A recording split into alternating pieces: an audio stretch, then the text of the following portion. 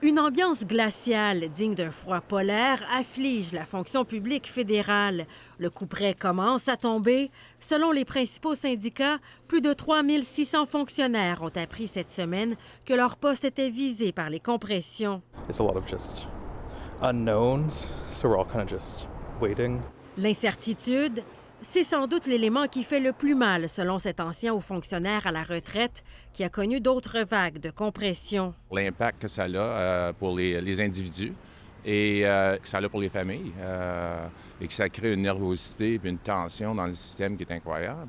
Carl Trottier donne maintenant de la formation à de nombreux cadres qui doivent eux aussi s'ajuster. Les gens sont là, qu'est-ce que je fais avec ma carrière? Qu'est-ce que je peux faire? Comment est-ce que je peux transiger avec ce qui se passe? Comment est-ce que je peux transférer mes connaissances au privé?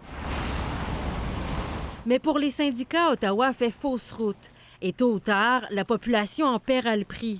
The work that Canadian federal scientists do is essential. Les scientifiques craignent même de revivre les compressions des conservateurs de Stephen Harper.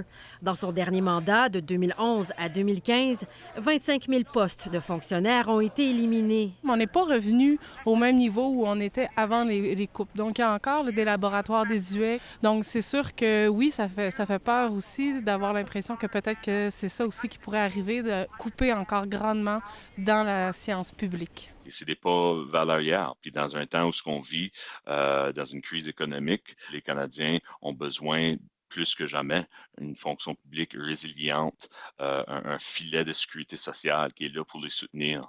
Dans les prochaines semaines, des centaines d'autres fonctionnaires apprendront que leurs postes sont touchés par les compressions. Ici Estelle Côté-Stroka, Radio-Canada, Ottawa.